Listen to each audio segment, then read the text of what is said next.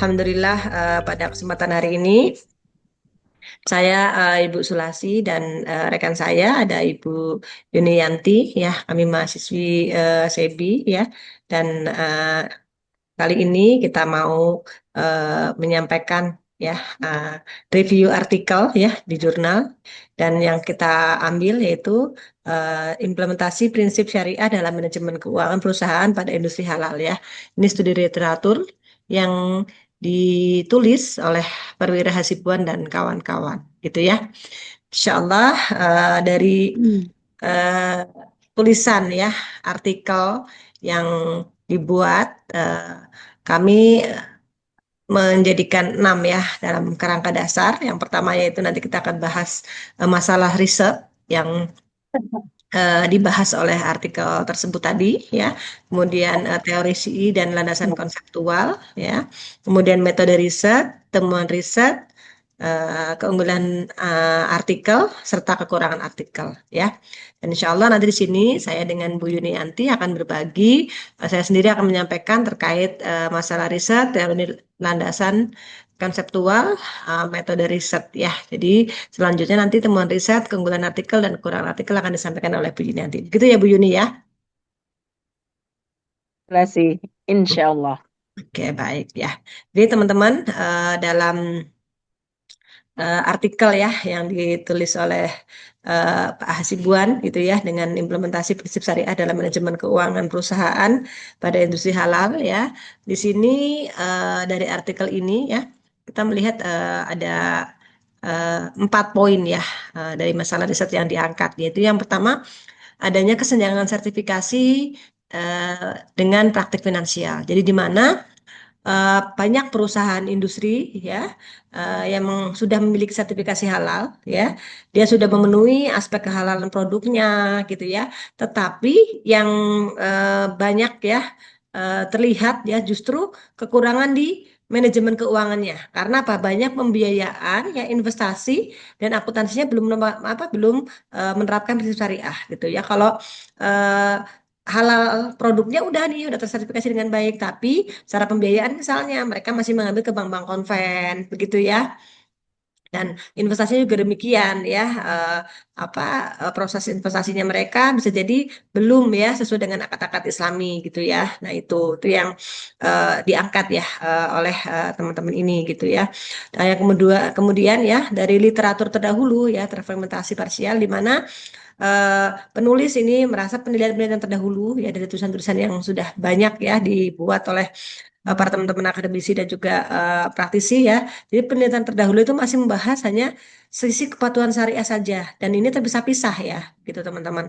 Jadi hanya terpaku pada akuntansi atau tata kelolanya saja. Belum ada kajian yang holistik tadi antara aspek kehalalan produk ya, terus kemudian eh, aspek kinerja dan juga pembiayaan kayak gitu ya. Jadi intinya belum ada literatur yang menulis terkait dari hulu sampai hilirnya begitu ya.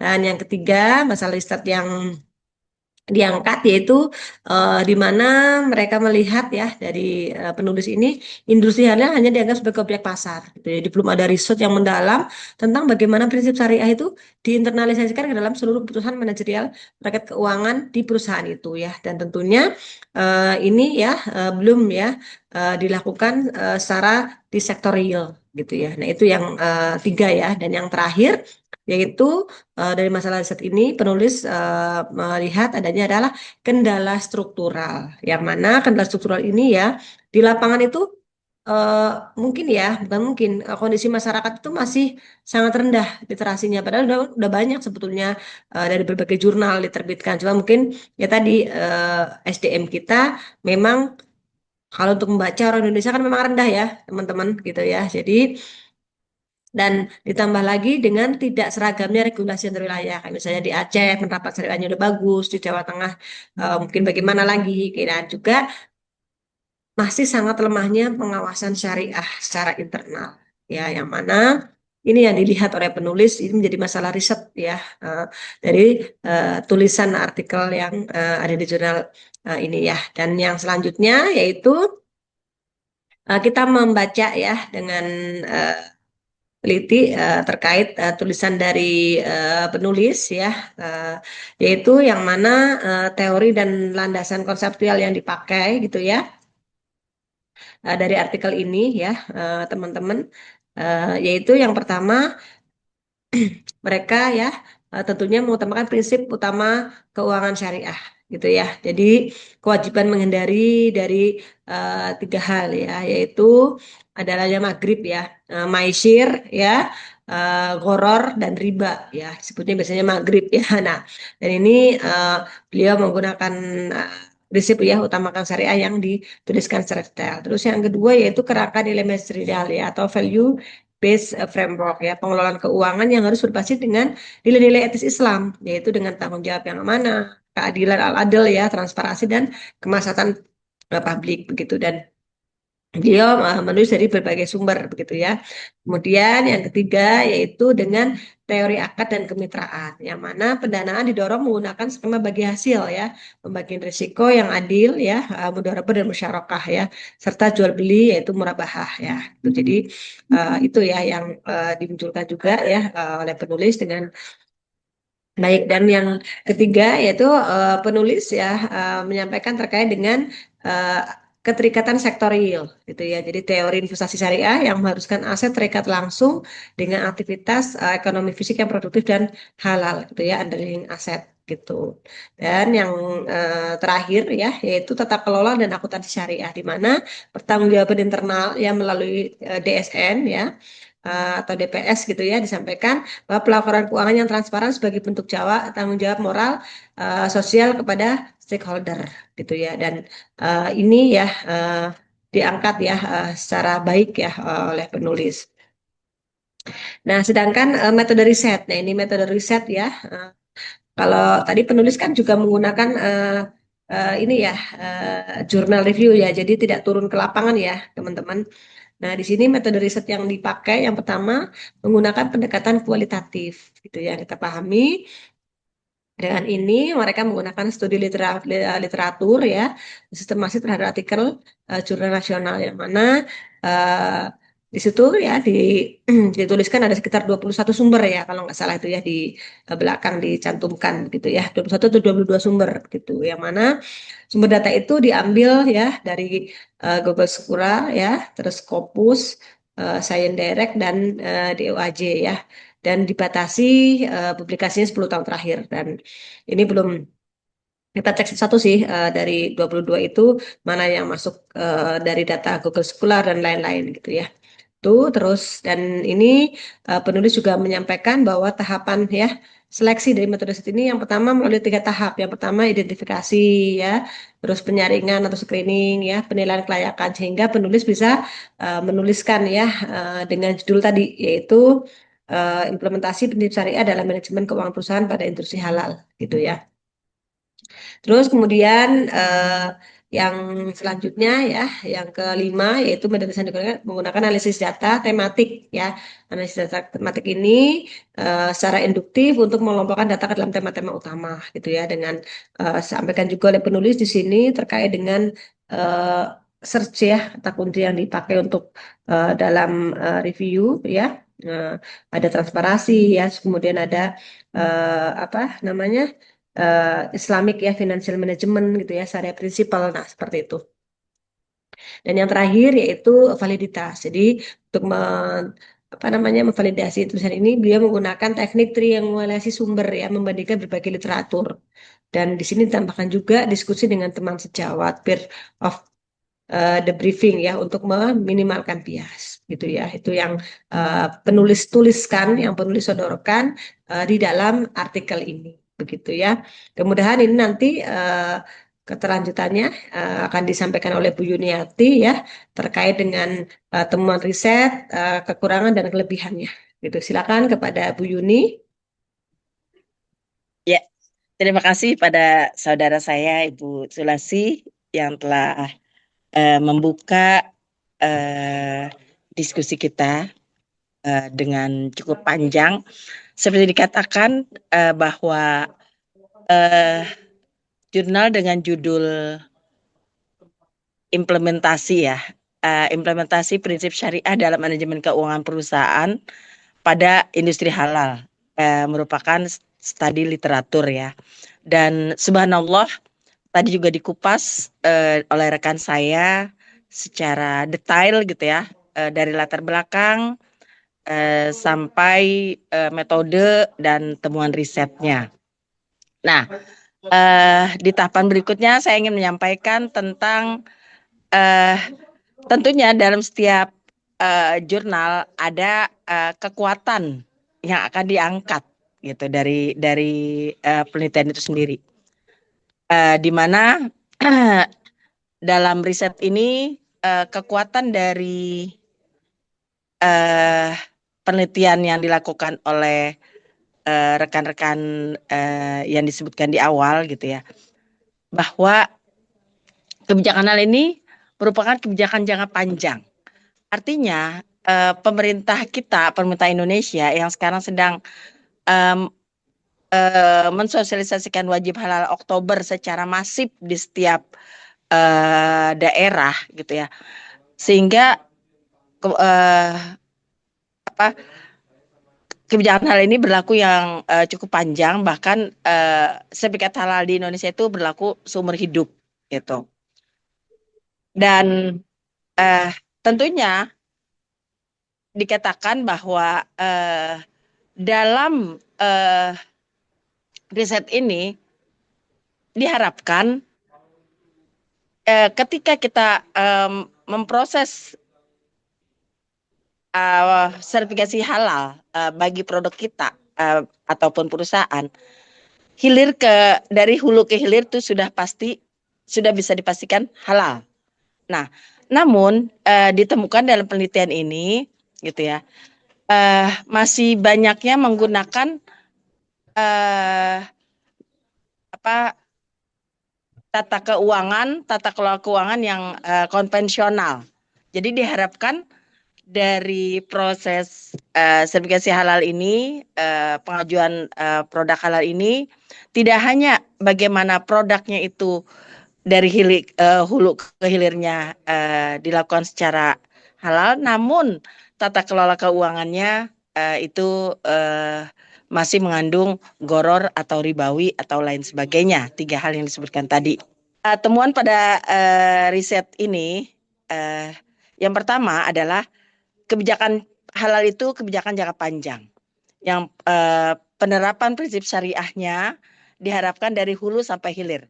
Tidak hanya dari proses sertifikasi halal, tetapi bagaimana menggunakan prinsip-prinsip yang syariah.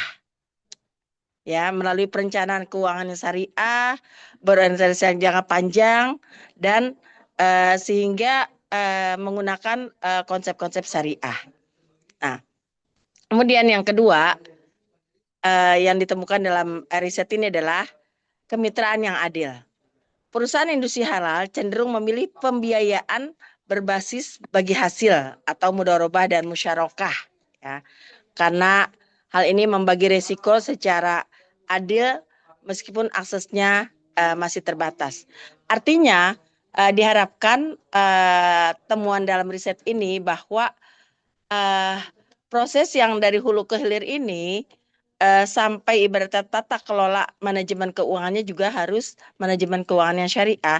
Diharapkan ini adanya kemitraan yang adil gitu. Kemudian investasi aset real. Aktivitas investasi difokuskan pada sektor produktif dan non spekulatif ya, atau berbasis aset fisik, sehingga struktur keuangan menjadi lebih sehat dan resilient terhadap volatilitas. Yang keempat yaitu pelaporan yang transparan.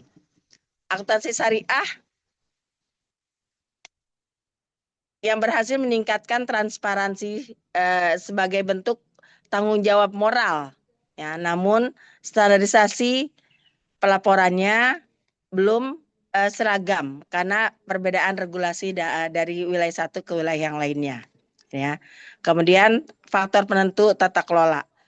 Keberhasilan implementasi keuangan syariah sangat bergantung pada komitmen manajemen puncak. Jadi jika kita mau proses pengajuan halal atau perusahaan mau proses pengajuan halal, maka akan dibentuk tim manajemen halal. Tim manajemen halal ini itu terdiri dari manajemen puncak sampai tingkat yang paling bawah. Jadi dari CEO-nya katakanlah, kemudian dari warehouse-nya, kemudian sampai ibarat kata bagian distribusi, bagian penyajian itu juga harus paham. Jadi dibentuk tim manajemen halal yang lengkap, yang satu visi sama, yaitu bahwa perusahaan ini sedang melakukan proses sertifikasi halal. Next slide-nya Bu Sulasi, tolong. Ya. Nah, kemudian dari riset ini, dari artikel ini ditemukan beberapa kekuatan atau keunggulan dari risetnya. Yang pertama, ya, keunggulan dari riset ini bahwa tim menggunakan pendekatan holistik yang integratif, ya, yaitu bahwa penelitian ini tidak hanya melihat kepada kepatuhan syariah saja sebagai sebagai syarat formalitas, namun menjadikan sebagai manajerial teamwork yang kuat, gitu ya, bahwa setiap keputusan itu diambil secara bersama-sama dan setiap segala sesuatu dilakukan secara terencana, ya, dengan pembiayaan yang rapi, dengan akuntansi yang juga rapi, ya, sehingga penelitian ini menjadi kuat, menjadi kelihatan lebih bagus, gitu ya, bagus karena tersusun dengan rapi dari kajian holistik dan integratifnya. Kemudian yang kedua, penelitian ini mengangkat kesenjangan yang nyata, ya, bahwa pada penelitian sebelumnya, gitu ya, jarang sekali yang mengangkat tentang tata kelola manajerial keuangan yang menyatukan dengan proses sertifikasi halal. Jadi selama ini proses sertifikasi halal itu seolah seperti terpisah antara manajemen keuangan dengan prosesnya. Sehingga tadi di awal dikatakan oleh saudara saya Bu Sulasi bahwa diharapkan terhindar dari maisir, goror, dan riba, gitu. Ya, jadi penelitian sebagai alat manajerial yang tidak hanya sekedar melihat prinsip syariah dari sebagai kewajiban agama saja. Nah, kemudian yang selanjutnya, sistematika metodologi yang jelas, ya, bahwa pada penelitian ini ditemukan sistematika yang jelas, gitu ya, sehingga penelitian ini bisa menjadikan kita bisa jadikan referensi untuk aktivitas-aktivitas dalam mengimplementasikan proses halal dan tata kelola keuangan. Kemudian fokus pada sektor real, di mana keunggulan yang keempat dari artikel ini adalah mengisi celah riset atau dengan kata lain mengkaji internalisasi keuangan syariah langsung pada operasional internal perusahaan industri halal, bukan pada lembaga keuangan atau bank syariah. Dan yang kelima, kontribusi ganda, di mana, nah, setelah kita melihat beberapa keunggulan, kita juga menemukan beberapa hal yang mungkin perlu kita jadikan evaluasi atau kekurangan. Yang pertama, dari artikel ini ditemukan minimnya data empiris, sehingga penelitian ini penelitian ini murni menggunakan metode studi literatur konseptual tanpa adanya pengujian data secara primer, baik wawancara, survei ataupun studi kasus lainnya. Ini menjadikan salah satu kekurangan dari penelitian ini. Yang kedua, generalisasi terlalu luas, yaitu analisis yang disajikan bersifat umum dan kurang sensitif terhadap perbedaan lokal. Padahal standarisasi akuntansi syariah itu luas dan regulasi industri halal juga sangat bervariasi di satu wilayah atau negara lain. Dan yang ketiga, kurangnya solusi praktis, di mana artikel ini hanya fokus memetakan dan mengidentifikasikan hambatan seperti rendahnya literasi dan lemahnya pengawasan. Namun, belum menawarkan model kerja operasional atau solusi taktis untuk bagaimana mengatasinya. Dan yang terakhir, kekurangannya adalah potensi sumber bias, di mana pada penelitian ini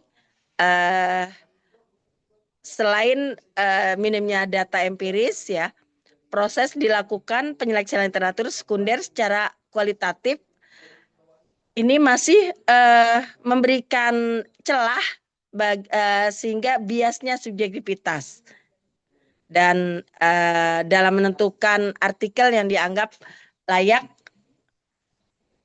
dan layak untuk dianalisis. Artinya karena potensi sumber yang bias ini menjadikan penelitian ini menjadikan celah tersendiri ya, bahwa penelitian ini dianggap subjektivitas dalam menentukan artikel yang dianggap layak untuk dianalisis.